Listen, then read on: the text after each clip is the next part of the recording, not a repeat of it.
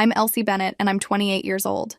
Last night, my future mother-in-law handed me a maid's uniform at my engagement dinner, and the entire room erupted in laughter. My fiancé looked me dead in the eye and said, "Perfect, she'll need it." I didn't say a word, didn't storm out, didn't throw the uniform back at her. I just looked at my mother across the table, and in that single glance, she understood everything. Where are you watching from today? Drop your location in the comments below and hit that like and subscribe button if you've ever felt completely blindsided by someone you trusted. You'll definitely want to stick around for what happened next. But let me back up 2 months to show you how I got here because trust me, you're going to want to hear this whole story. I was in my corner office on the 42nd floor, reviewing contracts for what could be the biggest deal in Bennett Holdings' history. Floor-to-ceiling windows offered a perfect view of downtown, and my father's picture on the desk reminded me every day why I fought so hard to keep his legacy alive. After Dad died 3 years ago, people expected our family business to crumble.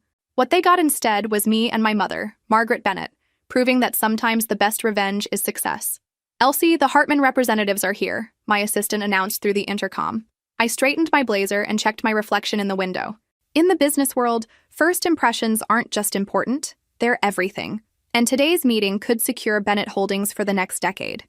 The conference room filled with the usual suspects: lawyers, accountants, and executives in identical Navy suits. But then Caleb Hartman walked in, and I'll admit, he wasn't what I expected. Tall, confident, with the kind of smile that probably opened doors before he even spoke. Most CEOs' sons I'd met were entitled brats coasting on family money. Caleb seemed different. "Ms. Bennett," he said, extending his hand, "I've heard incredible things about what you've accomplished here."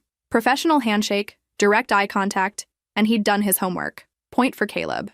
The meeting went smoothly. Hartman Industries wanted to partner with us on a massive infrastructure project, and their numbers looked solid.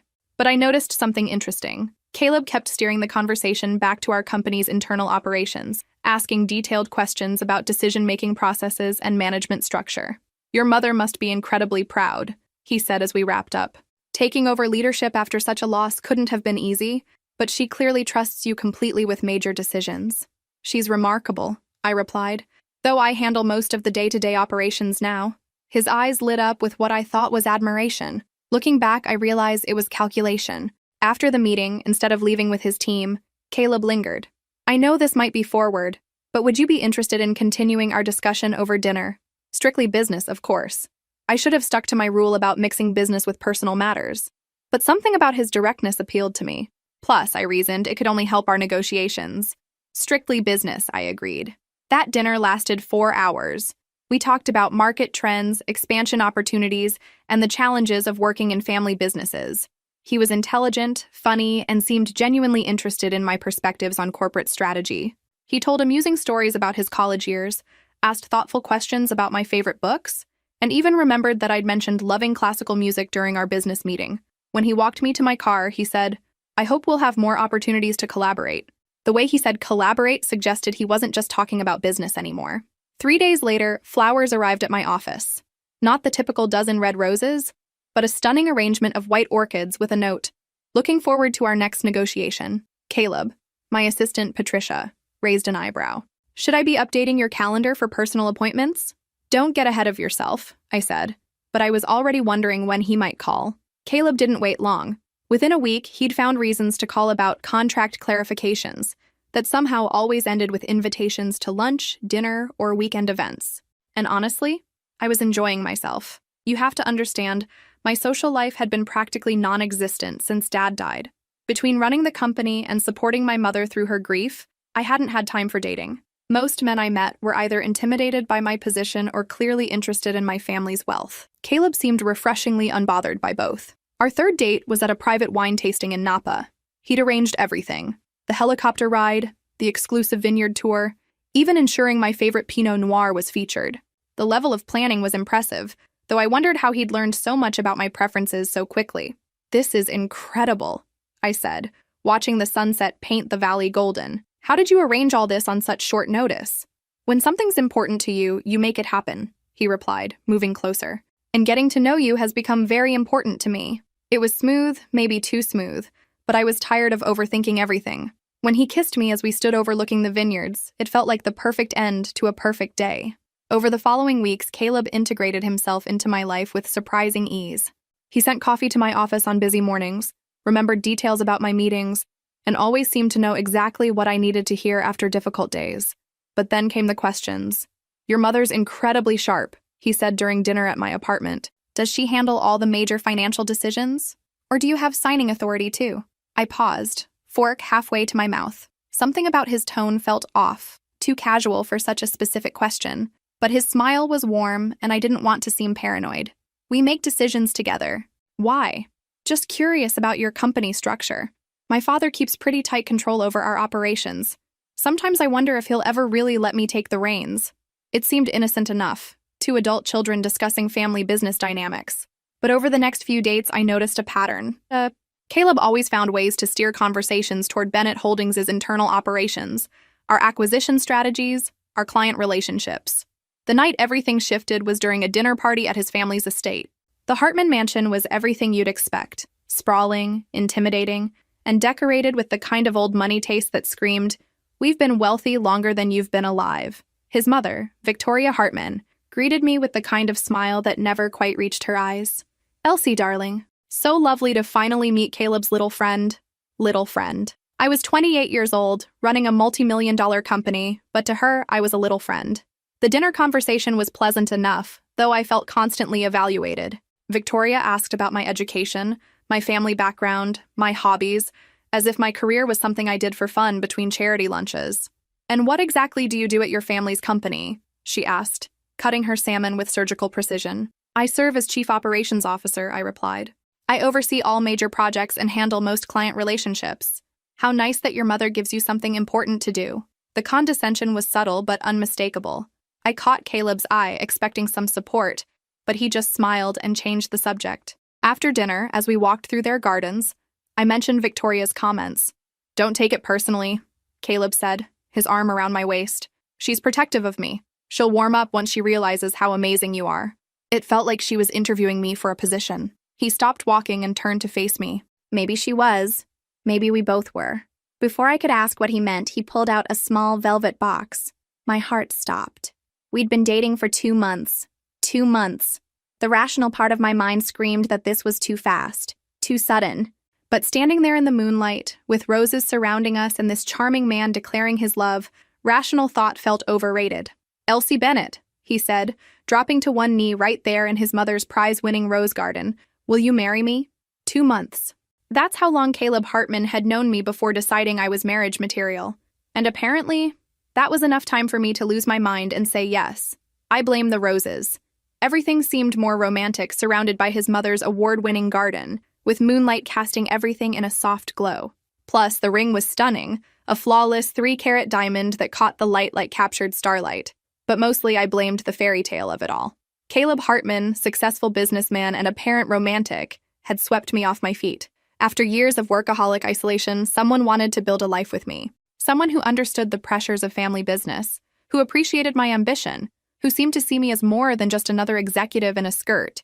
At least that's what I told myself the next morning when reality started creeping in. "Congratulations, darling," my mother said when I called to share the news. But after a pause, she added, "That's quite sudden, isn't it?" "When you know, you know," I replied using Caleb's exact words from the night before. Another pause. "I'd love to meet with both of you soon. Perhaps we can discuss the business implications." Business implications. Trust my mother to cut straight to the practical concerns. But she was right. Marrying Caleb would definitely affect our negotiations with Hartman Industries. We'd need to establish clear boundaries between personal and professional relationships. The engagement announcement in the Business Journal triggered a flood of congratulations, but also some interesting comments from colleagues who knew the Hartmans. "Interesting family dynamic over there," mentioned my lawyer friend David during lunch. "Victoria Hartman runs that company with an iron fist. Caleb's always been more of a figurehead." "What do you mean?" "Smart guy, don't get me wrong, but major decisions still go through Mom. She's the one who built their current success after Caleb's father nearly bankrupted them 15 years ago." This was news to me. Caleb had painted his family's business as a collaborative effort where he played a significant leadership role. That evening, I mentioned David's comments to Caleb over dinner. "David Morgan's always been jealous of our success," Caleb said dismissively. "He tried to poach several of our clients last year. I wouldn't put much stock in his opinions. But it was the way he changed the subject immediately that stuck with me. The engagement party planning began almost immediately, And that's when I got my first real glimpse of Victoria Hartman in action. She took over every detail, from the venue to the guest list to the menu, treating me like a supporting character in her son's life story. "I've booked the country club for next month," she announced during what was supposed to be our planning meeting. "Saturday evening cocktail attire? The usual crowd will attend." "Actually," I interjected, "I was hoping we could discuss the guest list together. I have family and friends I'd like to include." Victoria's smile tightened. "Of course, dear. Just send me a list and I'll see what can be accommodated." See what can be accommodated. At my own engagement party. But the real warning signs started appearing during our romantic dinners out. Caleb had developed a habit of asking increasingly specific questions about Bennett Holdings' operations. "Your company's growth strategy is fascinating," he said over wine one evening. "I admire how Bennett Holdings has stayed true to your father's founding vision while still expanding. That kind of authentic growth is rare in today's market." Something about his interest felt flattering, though a small voice in my head wondered why he was so focused on our business philosophy. I pushed the thought aside. After all, we both ran family companies. It made sense he'd be curious about our approach. There it was again, that focus on what our companies could gain from each other, rather than what we meant to each other personally. Have you ever experienced that moment when someone you trusted starts showing you who they really are? Comment below if you've ever felt like you were being studied rather than loved. A week before the engagement party, Caleb suggested I move into the Hartman family estate after our wedding. "It makes financial sense," he explained over breakfast. "The house is enormous. You'd have your own wing, and it would be good for family unity." "I love my condo," I said. "I designed every room exactly how I wanted it. But this would be temporary, just until we find our own place." Something about the way he said temporary made it sound permanent. "Actually, I was thinking we could live at my place initially. It's closer to both our offices." Caleb's expression shifted, just for a moment, to something that looked almost like annoyance before his smile returned. "We'll figure it out," he said, but his tone had cooled noticeably. The doubts started multiplying like compound interest. It wasn't any single moment, but rather an accumulation of small incidents that individually seemed reasonable, but collectively painted a troubling picture.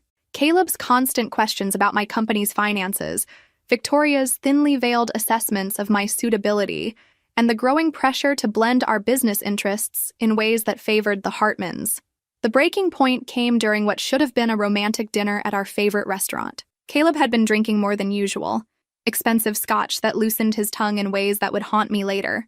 "You know," he said, his words slightly slurred, "I have to admit, when my mother first mentioned that getting to know you better might help our business relationship, I thought she was being overly strategic. I nearly choked on my wine. Help our business relationship how?" He laughed, that careless laugh of someone who's revealed too much and doesn't quite realize it yet. "She's always thinking about synergies, market positioning, that sort of thing. But then I actually got to know you and—" He reached across the table for my hand, his expression suddenly more serious. "Well, everything changed. This became real for me, Elsie. Completely real." The words should have been reassuring, but something cold had settled in my stomach. "Caleb, how much did you know about Bennett Holdings before you met me?" "What do you mean?" "Before you met me, Caleb. How much did you research about Bennett Holdings and my role there?" His silence was more damning than any confession. I watched his face change as he realized what he'd revealed, the alcohol-induced honesty giving way to panic. "Elsie, that's not— I mean—" He ran a hand through his hair, suddenly looking far more sober. "Look, can we just forget I said anything? I've had too much to drink, and I'm not explaining this well." But it was too late. The damage was done. I excused myself to the restroom and immediately called my mother. "Mom, I need you to do some research on the Hartman family and their business practices. Tonight." "Elsie, what's wrong?" "I think I've made a terrible mistake." By the time I returned to the table, Caleb had sobered up enough to realize he needed to do damage control. But it was too late. The fairy tale was over and reality was ugly. I spent the next day in my mother's office, going through every piece of information our research team could compile about Hartman Industries. The picture that emerged was sobering, but not entirely surprising. I'd been pushing down my growing suspicions for weeks. "They're in more financial trouble than they've publicly disclosed," my mother said, spreading documents across her desk. 3 major clients have terminated contracts in the past 6 months. Their cash flow projections look problematic. And a partnership with us would solve that? A partnership, yes. A merger would solve it completely. The word merger hit me like cold water. I thought about Caleb's questions, his family's sudden interest in my personal life, the timing of everything. "Mom, they're not looking for a business partnership. They're looking for a buyout disguised as a marriage." My mother's expression hardened in the way that made opposing lawyers reconsider their career choices. Over my dead body. That evening, I confronted Caleb directly. I'd practiced the conversation multiple times, determined to give him a chance to explain, to prove my suspicions wrong. Part of me still hoped I was being paranoid, that there was some innocent explanation for everything I'd discovered. "We need to talk about your family's financial situation," I said, without preamble when he arrived at my condo. His carefully maintained composure slipped just enough to confirm everything. "Elsie, business and personal life don't have to intersect." "Don't." I held up a hand. "Don't lie to me anymore." "Ooh. I know about your company's problems. I know about the terminated contracts and the cash flow issues. What I want to know is whether you ever actually cared about me, or if I've been a business strategy from day one." Caleb sat down heavily, and for the first time since I'd known him, he looked genuinely vulnerable. Not charming, not confident, just tired. "It started as strategy," he admitted quietly. "My mother identified you as someone who could help our family's situation. But Elsie, what developed between us became real. I swear to you, my feelings are genuine. How am I supposed to believe that when everything was built on deception? Because I'm asking you to marry me, not just partner with us." But that's exactly what terrified me. "What happens after we're married, Caleb? Do I become another asset for your family to manage?" He didn't answer immediately, which was answer enough. 3 weeks before our wedding, and I was living in a nightmare disguised as a fairy tale. The guest list had grown to 300 people, most of whom I'd never met. The venue was Victoria's choice. The flowers were Victoria's preference, and the menu reflected Victoria's taste. Somewhere along the way, my wedding had become the Victoria Hartman show, featuring her son's convenient marriage. But the real pressure was coming from Caleb about the business merger. "It just makes sense to formalize our partnership before the wedding," he said during what felt like the 100th conversation about combining our companies. "Think of the efficiency we could achieve. Think of the efficiency. Not think of what we could build together, or imagine the future we could create. Efficiency. Like I was a quarterly profit margin instead of his future wife." The proposed merger documents arrived at my office on a Tuesday morning, delivered by Hartman Industries' legal team. I called my mother immediately. "Mom, you need to see these papers." An hour later, she was sitting across from my desk, reading through the proposal with the focused intensity of a surgeon examining a patient's x-ray. "Absolutely not," she said finally. "This isn't a merger, it's an acquisition. They're offering to buy Bennett Holdings at 20% below market value, with Caleb installed as CEO of the combined entity. And my role? Vice President of Operations. You'd report to your husband." The insult was breathtaking. After everything I'd built, everything I'd proven, they wanted to demote me in my own company and hand control to Caleb. "They think I'm going to sign away my family's legacy for the privilege of becoming Mrs. Hartman," I said, barely controlling my fury. My mother's expression was glacial. "The question is, what does Caleb think this proposal says about his feelings for you?" I already knew the answer. If someone loved you, respected you, saw you as an equal partner, they didn't try to absorb your life's work into their failing business empire. That night, I showed the papers to Caleb. "These terms are insulting," I said, dropping the folder on his dining table. "They're standard for this type of business combination," he replied smoothly. "My family has more experience running large-scale operations. My family built Bennett Holdings from nothing. We've been profitable every single year." "Profitability isn't everything, Elsie. Vision and leadership matter too." The condescension in his voice was unmistakable. This was how he really saw me, as someone who needed his family's guidance to succeed. "I'm not signing these papers," I said clearly. "Then we'll need to postpone the wedding." There it was. The ultimatum I'd been dreading. Sign over my company or lose my fiancé. Is that a threat? It's a reality. My family won't support a marriage that doesn't benefit our business interests. And I won't go against my family. I stared at him, searching for any trace of the man who'd proposed in his mother's rose garden. All I saw was a stranger who'd never really existed. "I need time to think. The wedding is in 3 weeks, Elsie. We need to finalize everything now." But I was already walking toward the door. "I'll let you know my decision." I drove home in a daze, my mind racing through the implications of everything that had just happened. The man I'd thought I loved had just given me an ultimatum: sacrifice my family's company or cancel our wedding. When I got home, I found my mother waiting in my living room with a bottle of wine and a determined expression. "We need to discuss your options," she said without preamble. "I think I only have one option. You have several. But first, let me ask you something." She poured 2 glasses of wine and handed me one. "Do you love him?" The question I'd been avoiding all evening. Did I love Caleb Hartman? Or had I fallen in love with a carefully constructed persona designed to manipulate me? I thought I did, but I don't think I ever really knew him. My mother nodded. Then the answer is simple. Nothing about this feels simple. It is, though. Do you want to spend the rest of your life wondering if your husband married you or married your company? Put that way, the choice was obvious. The engagement dinner was supposed to be an intimate family celebration. 24 guests, including both sets of parents, siblings, and a few close friends. Victoria had insisted on hosting at the country club, naturally, and had coordinated every detail down to the flower arrangements. I arrived wearing the navy blue dress Caleb had bought me, feeling like an actor preparing to perform in a play where I hadn't been given the script. The past few weeks had been a careful dance of wedding preparations while Caleb and his family continued pressuring me about the merger. Just sign the papers, Elsie, Victoria had said during our final dress fitting. Business is so complicated for women to handle alone. Right.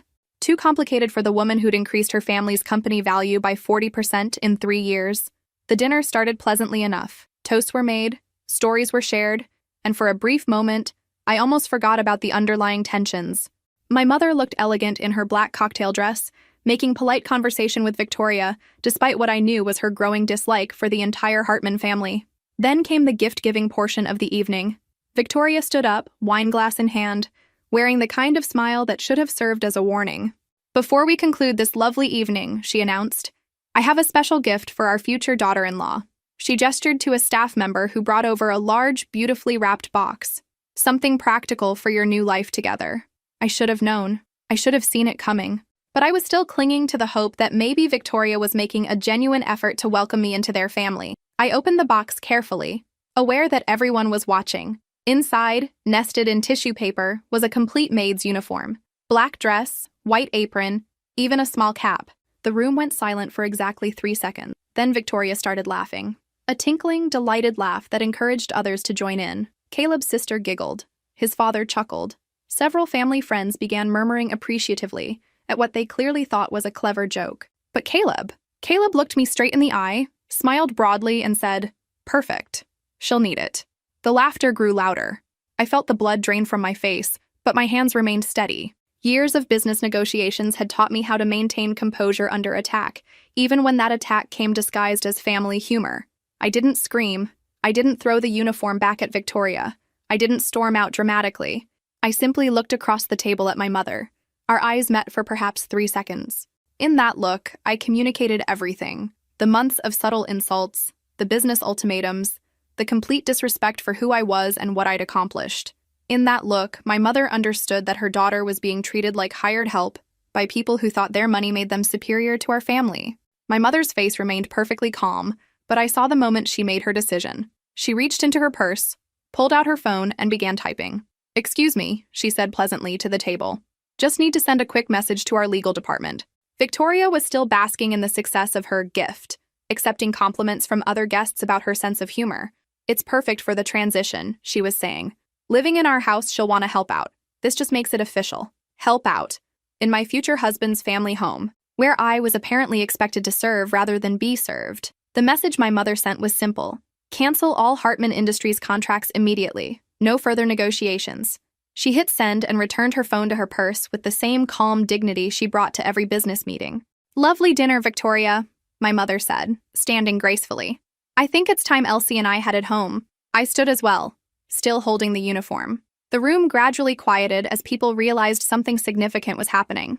Thank you for the gift, I said to Victoria, my voice perfectly steady. It's very revealing. I set the uniform carefully on my chair and followed my mother toward the exit. Elsie, Caleb called after me. Where are you going? It was just a joke. I turned back to face him. This man I'd thought I would marry in less than 3 weeks. Was it? I asked quietly. And then I left, my mother beside me, walking out on what would have been the rest of my life. We didn't speak until we reached our car. Mom, I started to say. Do you want to marry him? She asked simply. No, I said without hesitation. I really don't. Good, she replied, starting the engine. Because tomorrow we have a wedding to cancel. We spent that entire night systematically destroying what should have been the happiest day of my life. And honestly, it felt incredible. My mother and I sat at her dining room table with laptops, phones, and a comprehensive contact list that would make any wedding planner weep. We had less than 24 hours to cancel everything before word of the engagement dinner incident spread through our social circles. Florist first, my mother said, her fingers already flying across her keyboard. Then the venue, catering, band, and photographer. I started with the easier calls. Hi, this is Elsie Bennett. I need to cancel my wedding flowers for next Saturday. Oh no, what happened? Let's just say I discovered some fundamental incompatibilities with my fiancé. By midnight, we'd canceled the flowers, the 5-course dinner for 200 guests, the string quartet, the photographer, and the vintage Bentley that was supposed to drive me to the church. The vendors were surprisingly understanding. Apparently, last-minute wedding cancellations aren't as rare as you'd think. The church was trickier. Father Morrison had known my family for 20 years, and canceling a wedding less than a week beforehand required some explanation. Are you certain about this decision, Elsie? He asked gently. Pre-wedding anxiety is completely normal. This isn't anxiety, Father. This is clarity. Would you like to talk about what's troubling you? I considered explaining about the maid's uniform, the business ultimatums, and the growing realization that I was marrying a stranger. Instead, I said, sometimes God shows us things about people we need to see. I understand. The church will be available if you change your mind, but I wouldn't be changing my mind. The hotel reservations for out-of-town guests took longer to cancel. Each call meant explaining to confused relatives why the wedding was off without getting into details I wasn't ready to share. Aunt Sarah, I need to cancel your hotel reservation. Cancel? Honey, the wedding's in 5 days. I know, something's come up. What kind of something? Is Caleb sick? Caleb's fine. I'm just not going through with the wedding. The shocked silence on the other end of the line was becoming familiar. What do you think will happen next? Drop your predictions in the comments. I bet you can't guess how this story really ends. Around 3 in the morning, exhaustion finally hit me. My mother made coffee while I collapsed on her couch, surrounded by confirmation emails for canceled services. How do you feel? She asked, settling beside me with 2 steaming mugs. Terrified, I admitted, and relieved and embarrassed and incredibly angry. Good. All of those feelings are appropriate. I almost married him, Mom. I almost signed over everything Dad built because I was lonely and flattered by attention. My mother set down her coffee and looked at me seriously. Elsie, you didn't almost do anything. You saw through his manipulation and made the right choice. That takes strength. It took you sending that message canceling their contract. I sent that message because I watched my daughter being humiliated and disrespected. But you're the one who walked out. You're the one who chose your self-worth over a convenient marriage. The next morning brought the consequences. My phone started ringing at 7 a.m. with increasingly frantic calls from the Hartman family. First came Caleb's sister. Elsie, what's this about canceling vendors? Caleb says you had some kind of misunderstanding last night. It wasn't a misunderstanding, Rebecca. Your mother gave me a maid's uniform at our engagement dinner. That was just a joke. You're really going to call off the wedding over a harmless prank? Harmless. Right. Because humiliating someone in front of their family and friends is totally harmless.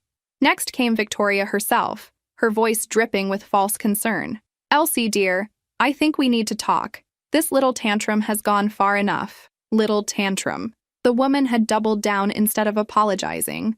Mrs. Hartman, there's nothing to discuss. The wedding is canceled. Don't be dramatic. We can work through this silly misunderstanding. There's no misunderstanding. You gave me a maid's uniform and told everyone I'd need it for when I moved into your house.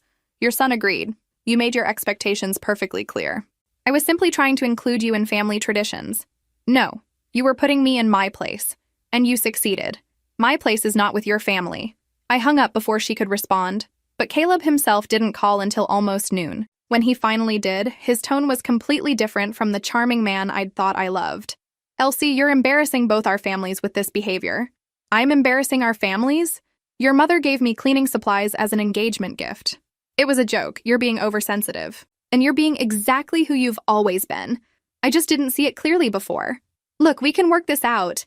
Cancel the cancellations and we'll move forward as planned. The audacity was breathtaking. He genuinely thought I would reverse course and go through with marrying him after everything that had happened. Caleb, let me be very clear. There will be no wedding. There will be no merger. There will be no relationship between us of any kind. You're making a huge mistake. Yes, I am. The mistake was saying yes to your proposal in the first place.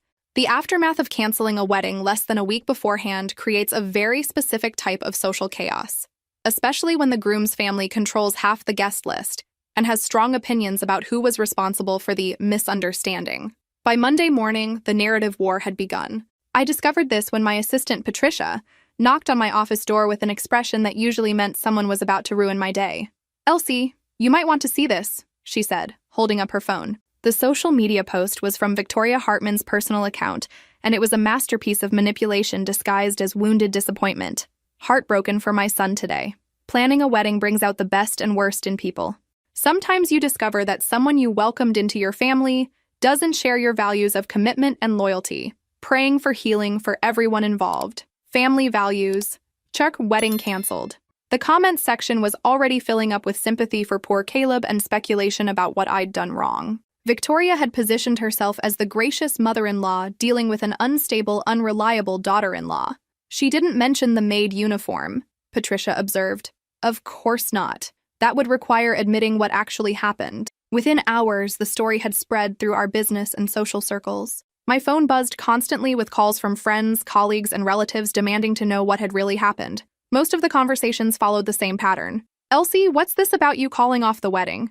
It's complicated, but everything seemed perfect. Caleb's such a catch. Perfect. If your definition of perfect included manipulation, disrespect, and treating your future wife like domestic help, I developed a standard response. We discovered some fundamental incompatibilities that made marriage impossible. But the truth was, I was struggling with something I hadn't expected. Doubt.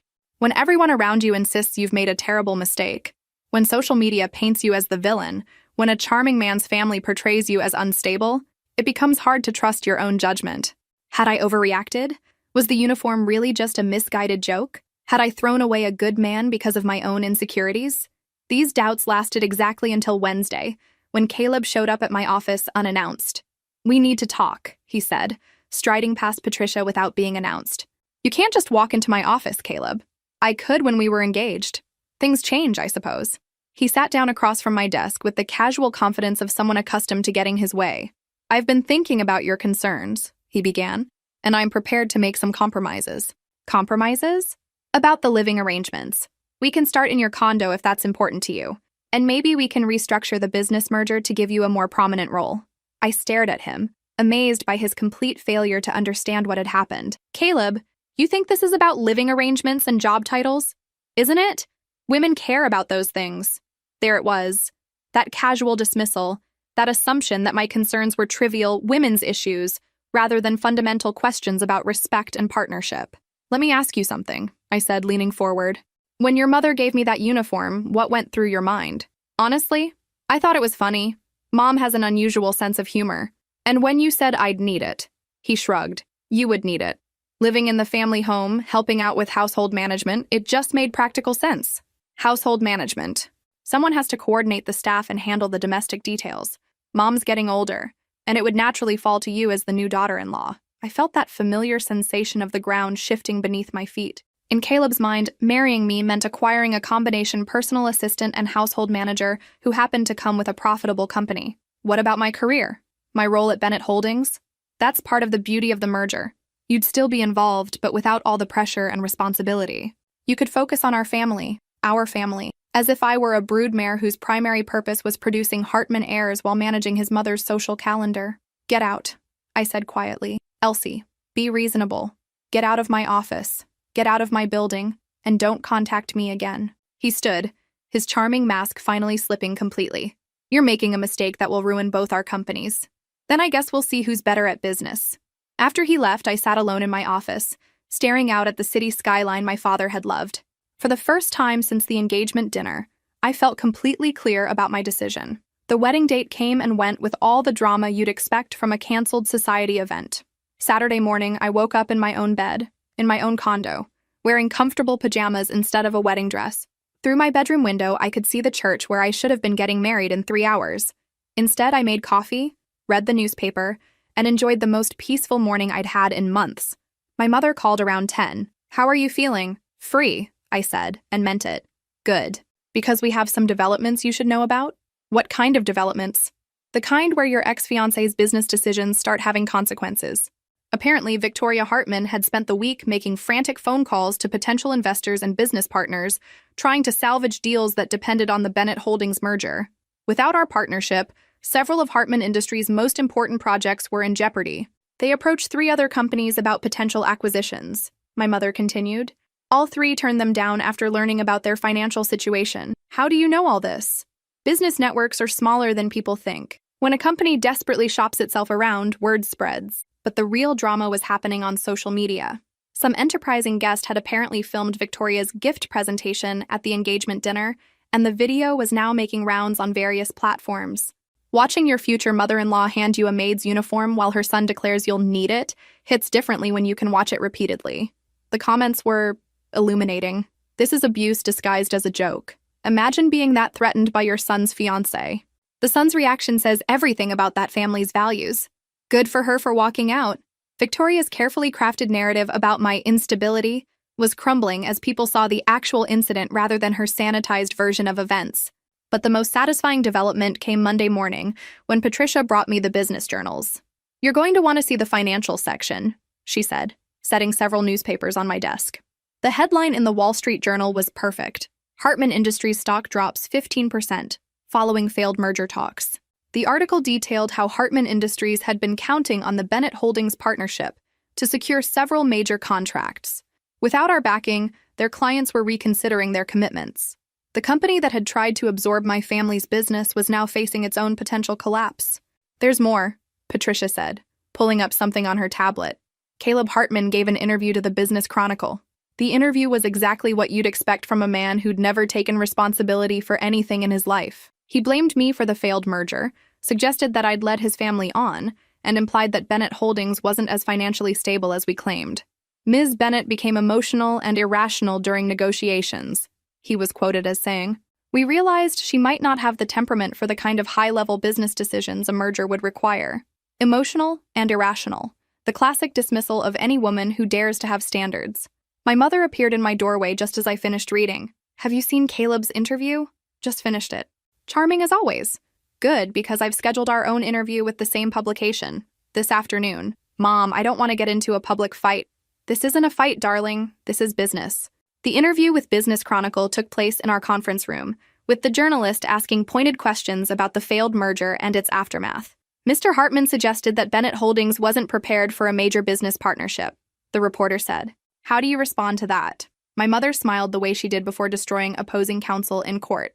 "I'd respond by noting that Bennett Holdings has increased revenue by 40% over the past 3 years, while Hartman Industries has lost 3 major clients in the past 6 months. As for being prepared for partnership, we were prepared for an equal partnership between respected companies. We were not prepared to subsidize a failing business through marriage. Can you elaborate on that?" The proposed merger terms would have given Hartman Industries control over Bennett Holdings while offering compensation significantly below market value. When combined with pressure for my daughter to relocate to their family home and assume domestic responsibilities, it became clear that this wasn't a business partnership. It was an acquisition disguised as a romance. The reporter's pen was moving rapidly. "Are you saying the relationship was entirely strategic?" I leaned forward. "I'm saying that when someone's family presents you with a maid's uniform at your engagement dinner and tells you you'll need it, they're communicating their expectations very clearly." "That actually happened?" "It was filmed," my mother added helpfully. "I'm sure you can find the video online." 3 months after what should have been my wedding day, Karma arrived with a certified letter. I was reviewing quarterly reports when Patricia knocked on my door with an envelope that required my personal signature. The return address made me smile. "Harrison, Mitchell and Associates, bankruptcy attorneys. Hartman Industries is officially filing for Y," I announced to my mother when she arrived for our weekly business meeting. "Faster than I expected," she said, settling into the chair across from my desk. "What's their timeline?" I skimmed through the legal documents. "Liquidation starts immediately. They're selling the family estate, the company assets, everything." "And Caleb?" "According to this, he's personally liable for several business loans his mother co-signed. Apparently, mixing family money with corporate debt wasn't the brilliant strategy they thought it was. The irony was perfect. The family that had tried to acquire my company through marriage was now losing everything they'd built over 3 generations. Meanwhile, Bennett Holdings was thriving, having secured 2 major contracts that were originally destined for Hartman Industries. But the real satisfaction came that afternoon, when my assistant announced an unexpected visitor. "Mrs. Hartman is here to see you," Patricia said, her expression carefully neutral. Victoria Hartman looked nothing like the imperious woman who'd humiliated me 3 months earlier. Her designer suit was wrinkled, her usually perfect hair showed gray roots, and she carried herself with the defeated posture of someone who'd lost everything. "Elsie," she said, settling into the chair across from my desk without being invited. "I was hoping we could talk." "About what?" "About helping my family through this difficult time." The audacity was breathtaking. The woman who'd treated me like hired help was now asking for my help. "I'm listening." "Bennett Holdings could acquire some of our assets, Keep our employees working, maintain our client relationships. It would be mutually beneficial. Mutually beneficial, I repeated. Like your son's marriage proposal? Victoria's composure cracked slightly. That was a misunderstanding. We were trying to find ways for our families to work together. By having me clean your house in a maid's uniform? That was just... I have an unusual sense of humor. The same excuse Caleb had used. Apparently, humiliating people was just their family's quirky personality trait. Mrs. Hartman, let me be very clear about something. Your family tried to manipulate me into giving up my company and my independence. You treated me like domestic help and expected me to be grateful for the privilege.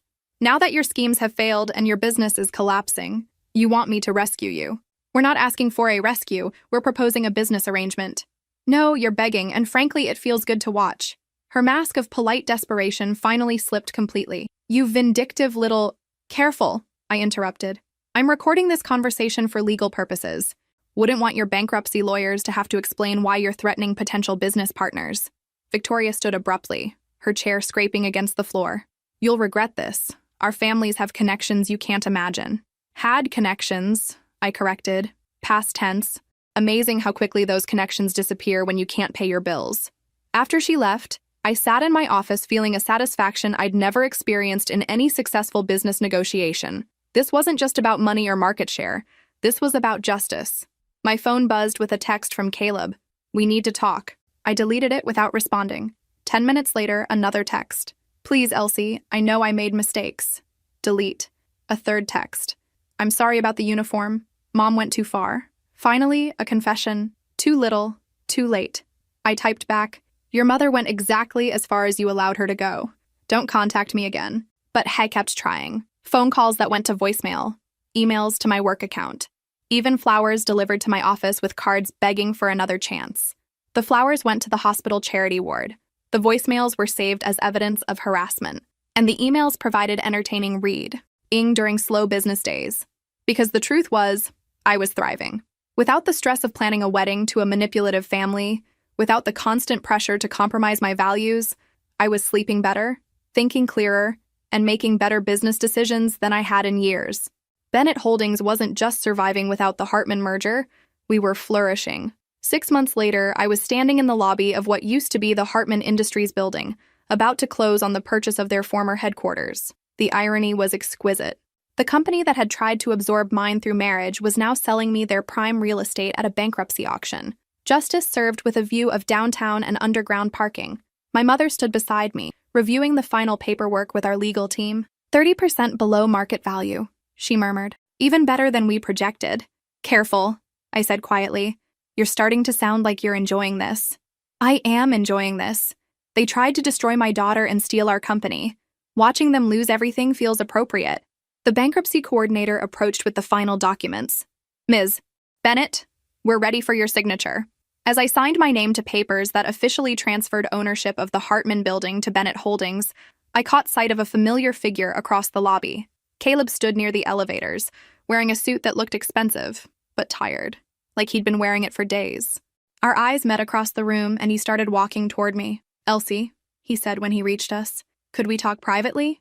My mother stepped protectively closer, but I nodded. 5 minutes. We walked to a corner of the lobby where we could speak without being overheard. I wanted to congratulate you, Caleb said, though his voice held no warmth. This must feel like the ultimate victory. It feels like good business, I replied. Nothing more. Right. Good business. He laughed bitterly. You know, I actually convinced myself that I loved you. For a while there, I forgot this started as strategy. That's the saddest thing you've ever said to me. Why? Because I'm admitting I cared? Because you still don't understand what you lost. Caleb's expression shifted to something like genuine confusion. What I lost was a business opportunity and a beautiful wife. I understand perfectly. And there it was. Even in defeat, even after losing everything, he still saw me as a business opportunity first and a person second. You lost the chance to be with someone who actually loved you despite your flaws, I said quietly. You lost a partner who would have built something real with you. You lost a woman who was ready to merge her life with yours as equals. But your company would have been part of that partnership, yes. But you never wanted a partner. You wanted an asset. You wanted someone who would make you look good, increase your net worth, and clean your mother's house. Caleb was quiet for a moment, and I thought perhaps he was finally beginning to understand. Maybe. he said finally. But you still destroyed my family. And just like that, any sympathy I might have felt evaporated. I didn't destroy your family, Caleb. You did. When you built a business model around manipulation and entitlement, when you treated partnerships like conquests, when you let your mother humiliate someone you claimed to love, that's when you destroyed everything. I started to walk away, then turned back. One more thing. The building you're standing in? It's going to be our new headquarters. We're expanding operations and hiring 40 new employees. People who know how to treat partners with respect. People who understand that success comes from building others up, not tearing them down. Caleb's face went pale. You're not serious. Dead serious. We'll even keep the Hartman name on the parking garage, as a reminder. I rejoined my mother at the signing table, where our lawyer was organizing the final documents. Everything settled? She asked. Everything's perfect. But the real victory wasn't the building, or even the satisfaction of watching the Hartmans lose everything they'd built. The real victory was what I'd become in the process of standing up for myself. For years, I'd been so focused on honoring my father's legacy and supporting my mother that I'd forgotten to build my own identity. The Hartman experience had forced me to define my values, set boundaries, and discover what I wouldn't compromise for anyone. Ms. Bennett, the bankruptcy coordinator, interrupted my thoughts. There's one final matter. Mr. Hartman left a sealed envelope for you. I accepted the envelope with curiosity rather than dread. Inside was a single sheet of paper with Caleb's handwriting. Elsie, I know I don't deserve forgiveness, but I need you to know that losing you was the biggest mistake of my life. Not because of your company or your money, but because you were the first person who ever believed I could be better than my family's expectations. I'm sorry I wasn't strong enough to prove you right. I hope you build something beautiful with your life. Caleb. I read the note twice, feeling something like closure settle in my chest. It wasn't an apology that changed anything, but it was acknowledgement that he finally understood what he'd lost. I folded the note and put it in my purse, then walked out of the Hartman Industries building as its new owner. 2 years after the Maid's uniform incident that changed my life, I was standing in the same church where I almost married Caleb Hartman. But this time, I was there for a very different reason. My friend Sarah's daughter was getting married, and as I watched the young bride walk down the aisle toward a man who looked at her like she hung the moon, I felt nothing but happiness for their beginning. Beautiful ceremony, my mother whispered beside me. It really is. After the service, we joined the reception at a country club across town. Not the one where Victoria had orchestrated my humiliation, thankfully. I was chatting with old friends when Sarah approached with a tall, dark-haired man I didn't recognize. Elsie, I'd like you to meet Dr. James Mitchell. James, this is Elsie Bennett, the brilliant businesswoman I was telling you about. Dr. Mitchell had kind eyes behind wire-rimmed glasses and the kind of genuine smile that suggested he actually listened when people spoke. Pleasure to meet you, Elsie. Sarah mentioned you recently acquired the old Hartman building. That's quite an expansion. It seemed like a good investment, I replied. Plus, the location is perfect for our new client services department. We talked for several minutes about business, city development, and eventually about our shared love of old architecture. James was intelligent, funny, and refreshingly straightforward. When he asked if I'd like to continue our conversation over coffee sometime, I found myself saying yes without hesitation. I should warn you, I said as he took down my number. I have trust issues and a tendency to investigate people's backgrounds before second dates. I should warn you, he replied with a grin. I'm a pediatric surgeon who works 60-hour weeks and has absolutely no hidden agenda beyond finding someone interesting to share dinner with occasionally. 6 months later, James and I were planning our own wedding. But this time, everything was different. We chose a small ceremony in my parents' garden with 30 people who genuinely cared about our happiness. James's family welcomed me with warmth and respect. My mother adored him, particularly after he spent an entire dinner asking thoughtful questions about her experiences building the company. Most importantly, James never once asked about merging our professional lives or suggested I change anything about my career to accommodate his preferences. Your success makes me proud, not threatened, he told me when I finally shared the whole Hartman story.